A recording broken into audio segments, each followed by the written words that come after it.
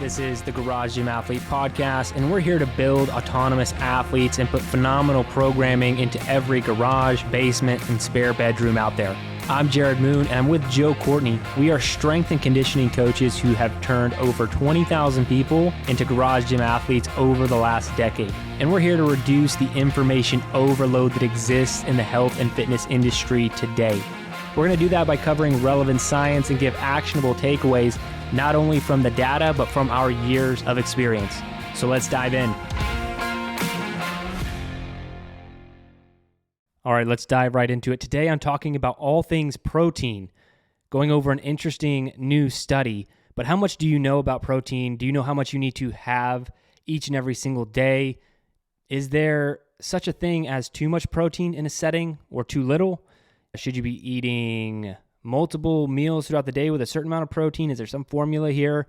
We're going to get into a lot of these things and answer those questions with a great new study. But here's the deal. There's always what we thought was the answer, and then there's the latest science. And if you don't stay up to date on these things by doing something like listening to the Garage Gym Athlete podcast or doing your own research on the literature that's out there, you will get behind, and you will eventually just be spouting off bro science like a lot of other people do. And bro science isn't necessarily the end of the world, but if you don't stay updated in some capacity, you're just operating off of old information. A great example of this was a few weeks ago, I was at one of my boys, I was at one of their practices, and one of his teammates' dad was a professional athlete at a very high level, operated for about 15 years or more in Major League Baseball. So just that to have even that long of a career in any professional sport means you're the real deal. You know what you're doing, right? And I was talking to him. We were talking about contrast therapy, going between hot and cold. And he was telling me the big benefit of going between hot and cold was getting all the lactic acid out of your muscles so you won't be sore. And that's not the truth at all. I'm not trying to throw shade necessarily, but that is what was believed at one point in time. We believed that lactic acid built up in the muscles and that buildup caused soreness, but we know now that lactic acid clears pretty fast within about an hour after training. In fact, if you stay in zone 2, that's your body's ability to maintain lactic acid clearance or being able to utilize it. It can be utilized as a source of energy. And what actually causes muscle soreness is just the micro trauma to the muscle. Now, will everything that I just said, the new updated information, change in 5-10 years? Who knows? But the latest science that we know is that lactic acid does not cause soreness. And the only reason I'm bringing that up is because that when you land on some information that's pretty well established, pretty well known, what that was 10, 15 years ago, you just think that that's it. And so you always have that in your brain. Now, does it really matter from an operational standpoint? It can. Maybe not in that regard. Like if you're doing hot and cold contrast therapy, you're going sauna to cold plunge, you're getting all the benefits out of it. So it doesn't really matter if lactic acid is moving in and out of a muscle. But with nutrition, it is important because you could be doing things incorrectly that just aren't good for you. So let's talk a little bit more about that today and keeping you up to date. So this scientific study is called the anabolic response to protein ingestion during recovery from exercise has no upper limit in magnitude and duration in vivo in humans. So a lot of it's given away in the study, but I'm going to go over a lot of different things here. So the study involved 36 healthy, recreationally active young men aged between 18 and 40 years with a body mass index between 18.5 and 30 kilograms. So the research investigated the anabolic response to protein ingestion following exercise, particularly comparing the dose of 25 grams and 100 grams, and really even 0 grams. There was also like a 0 grams control, 25 grams, and 100 grams. This was published in 2023. The big why behind the study, the purpose was to challenge the prevailing belief regarding the upper limit of protein synthesis and amino acid absorption post-exercise, suggesting that the human body can utilize more protein than previously believed, leading to a greater and more prolonged anabolic response. So how did they do the study? The study used a quadruple isotope tracer method with participants randomly assigned to ingest a beverage containing either 0 grams, 25 grams, or 100 grams of intrinsically labeled milk protein followed by a resistance type exercise session. The quadruple isotope tracer feeding infusion approach allowed for detailed assessment of muscle and whole body protein synthesis rates over a 12-hour period post-ingestion. So they took these guys, gave them one of those three. You either get 0 grams of protein, you get 25 grams of protein, or you get 100 grams of protein. This protein has this cool new technology, or I don't know if it's new, but cool technology, the quadruple isotope tracer. So ultimately the tracers are in this drink, and then they're able to follow these tracers and see where they end up in the muscle and see what's really happening. And they're able to measure a lot of things like muscle protein synthesis. But I want to take a step back because that's the study. That's what they did. And I'm going to get into a lot of the takeaways from that study. But you also have to understand muscle protein synthesis and muscle protein breakdown and understand why this is even important. So muscle protein breakdown is the process of breaking down old or damaged proteins within muscle cells. This process helps in recycling amino acids for new protein synthesis and removing defective proteins that could impair cellular function. Now, muscle protein synthesis is the process by which cells build new proteins. So this process is critical for muscle repair, growth, and maintenance. MPS is stimulated by factors such as exercise, adequate nutrition, especially the ingestion of amino acids from protein, and hormonal signals. So what's the relationship here between muscle protein synthesis and muscle protein breakdown? I actually did a YouTube video on this. It's been a couple years now, but I've gone over this topic before.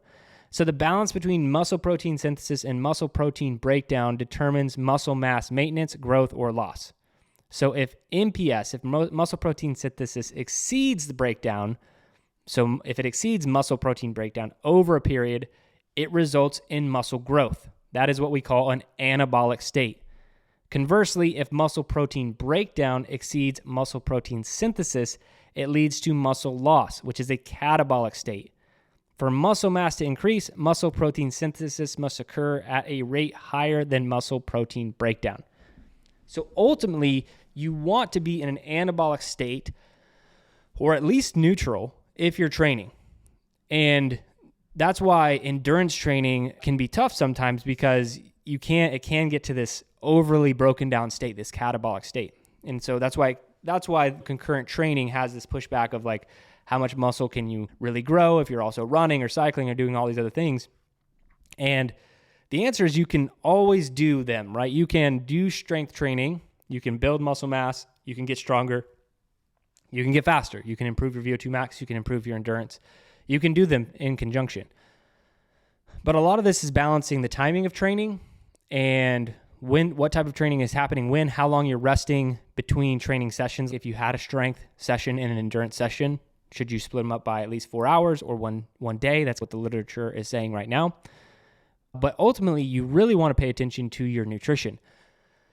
That's if you are doing concurrent training, like a lot of us are at Garage Gym Athlete, to where you want to be good at everything, then you really need to pay attention to muscle protein synthesis and making sure that you're doing everything you can to be in this anabolic state. Now, not necessarily as much as, say, like a bodybuilder. A bodybuilder can't afford to go catabolic like ever. They need to be constantly growing muscle. But for us, we want to have slightly more muscle protein synthesis. We want to be above as much as we can. And how do you do that? Like, how do we pay attention to that in everyday life? 100% through nutrition. So we want to make sure that our muscle protein synthesis is elevated and triggered at a high enough rate to outpace our muscle protein breakdown, which can happen just through living life, through burning calories, through endurance training, through training in general. That's how all these things are going to happen. Not to mention it just happening on its own naturally in your body.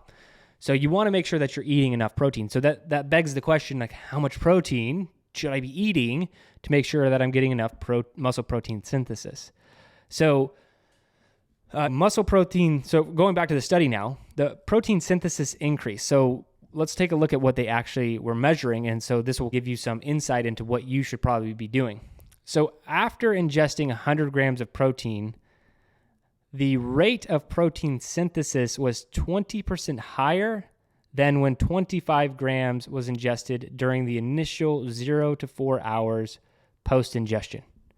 So again, what they're looking at in the study is a 12-hour window. So we're looking at the first 4 hours here.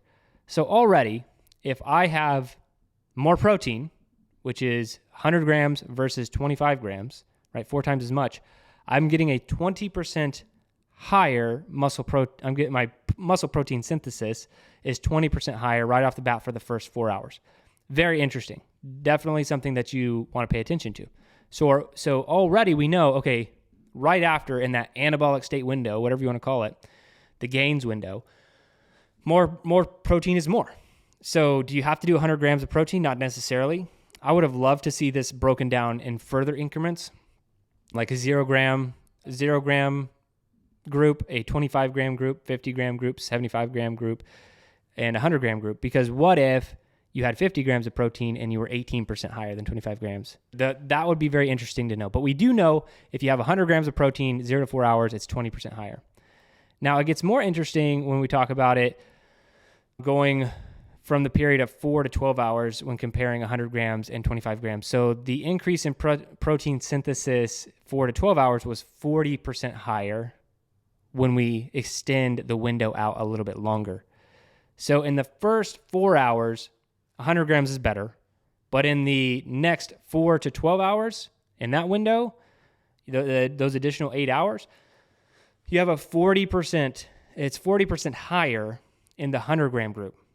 So more is more. Like that's one of my biggest takeaways here is more is more. There used to be this idea that it'd be different depending on who you talk to, but they'd say if you have more than 25 grams, if you have more than 30 grams or more than 40 grams, and that's typically where people would cap out.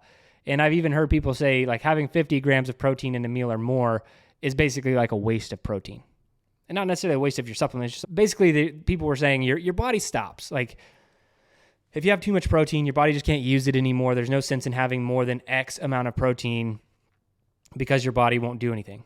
Well, that's just been completely debunked in this study, and it's a very well put together study. Very well, like I don't have a lot of other than wishing I saw more increments of grams of protein, like I mentioned, 0, 25, 50, 75, 100. That would have been cool. But the study is done really well. I'd like to see anybody kind of challenge it, but I thought it was done really well. So if we're looking at 0 to 4 hours and 4 to 12 hours, 20% increase in the first 4 hours. In the next 8 hours, we have a 40% increase in muscle protein synthesis. So again, the biggest takeaway here is more is more. Now, another thing that's very interesting is not necessarily just muscle protein synthesis being stimulated, because there's muscle protein synthesis like increasing. So more protein synthesis, right? More muscle repair, more growth, more maintenance activities. That's what's happening. That's what I was just talking about. So the protein synthesis was increased. But how long is it elevated? Because it's no different than if you put alcohol in your bloodstream, right? You put a little bit of alcohol in your bloodstream, your blood alcohol content goes up. But if you put a lot of alcohol in your bloodstream, yeah, the amount goes up, but alcohol content, but it also takes longer, right? And I don't know why I'm giving an alcohol example. I just feel like it might work in people's brains a little bit better with, people know more about alcohol. Anyway, so if you had one drink, your body, it doesn't go up a lot, and your body clears that in an hour, right, with alcohol. If you have 7 drinks, your blood alcohol content is going to shoot way up, and it's also going to last, if it's like that 1 drink per hour, it's going to last 7 hours, right? So now that's what I'm talking about. So the elevation of protein synthesis. How long is it? What's the difference between 25 grams and 100 grams? Well, for 25 grams of protein, whole body protein synthesis rates returned to baseline approximately 360 minutes or 6 hours after ingestion. So 25 grams of protein, muscle protein synthesis shoots up, and then it just trickles down over that 6 hour time frame. And then right around the 6 hours, you're just back to baseline with 25 grams. So you have about a 6 hour window. You take those 25 grams of protein and your muscle protein synthesis elevates, and it stays elevated, slowly ticking off each hour for 6 hours. Now, how about for 100 grams of protein? Well, the rates remained elevated for about 720 minutes or 12 hours, and would go longer. Didn't just go back to baseline. It actually would continue a little bit longer. So going back to the biggest takeaway, more is more, twice as much. So if you had 100 grams of protein, which is 4 times much protein, but it lasts for twice as long. So your muscle protein synthesis is elevated for a very long time, 12 hours. So just think about your day. If you needed to have, let's call it 150 grams of protein in a day, and you're not a person who wants to eat 4 to 6 times a day. That old inadequate, outdated way people think the diet should work. What if you just wanted to eat twice a day and you wanted to have 75 grams of protein in each sitting? That would be perfect. It would be fine. Like your muscle protein synthesis would be constantly elevated throughout the day. You'd always be building. You'd always be maintaining. And you'd always be in this anabolic state that we want. So again, more is more when it comes to protein. Now I want to talk a little bit more about how much protein you should be getting, because I want to talk a little bit more about tactical takeaways from this information, because that kind of concludes the study. But the biggest thing that I've seen in the literature too is making sure that you have enough total protein. And so in a given day, making sure you just have enough protein each and every single day is one of the most, if not the most important thing. So let's talk about how much protein you actually need. And this is the baseline I give for people. So if I say get enough protein, what do I mean by that specific thing? Well, my kind of baseline is to have 1 gram per pound of lean body mass. Again, enough protein would be 1 gram per pound of lean body mass. So let's just give a fictitious example of a 200-pound person who is 15% body fat. I just want to help you calculate this so there's no ambiguity. You know exactly what you're doing when you go to sit down and calculate this for yourself. You do have to know your body fat. You can estimate it. I think an estimation is fine. You can go get a DEXA. You can get some calipers or go get a personal trainer at the gym to do it for you, something like that. But ultimately, fictitious example, 200-pound person, 15% body fat. Well, that's 30 pounds of fat. So simple multiplication, we're taking 15% of 200, and that's 30 pounds.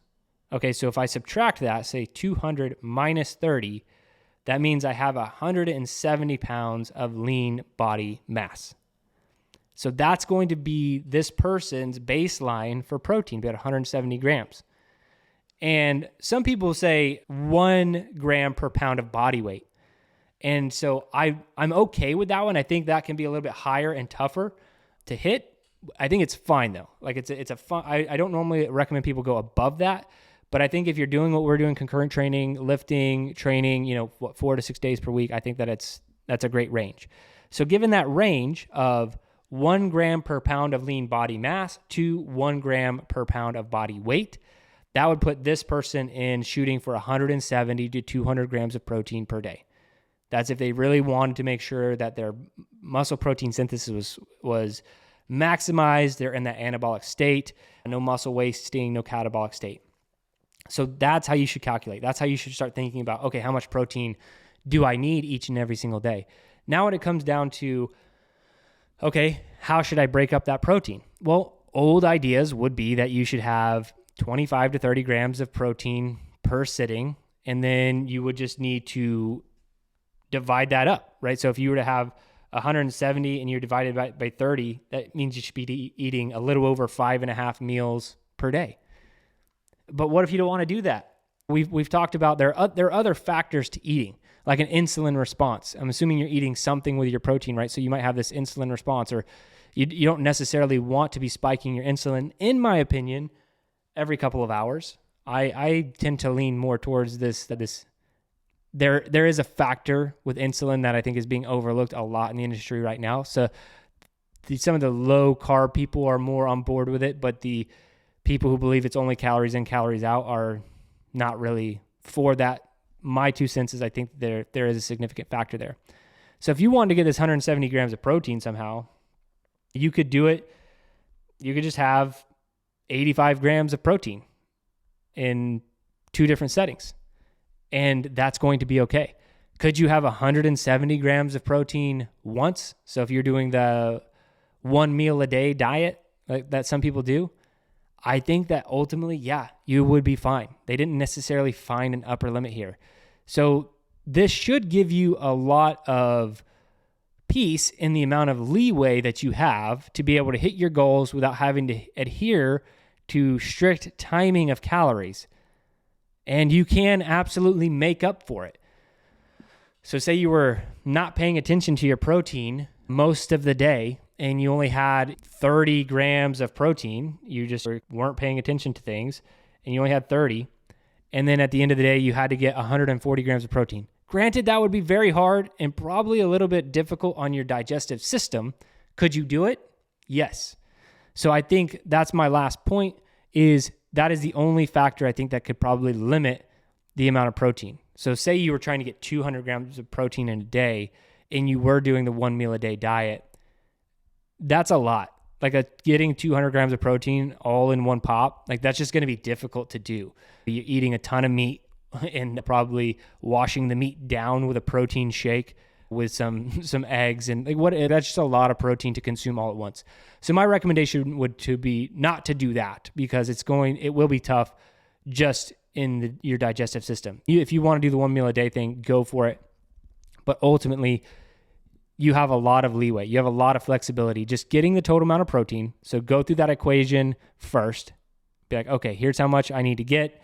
It's somewhere between 1 gram per pound of lean body mass and 1 gram per pound of body weight. And that's kind of like, okay, here's where I should be. Now you get to decide how you want to break that up. Personally, I like eating fewer meals throughout the day. I don't like eating 5-6 meals throughout the day. If I could get my protein in 2 to 3 meals a day, perfect. That's exactly what I want. Having a lot of protein in a meal like that too also helps, balance out blood sugar levels, not having huge spikes of insulin. So I think that's a great way to do it. And that's pretty much it. That's what you need to pay attention to, protein. Stay up to date with the science. Hopefully you've learned something here. You learned that there really is not necessarily an upper limit for protein consumption. There definitely is a lower limit, as we've seen here.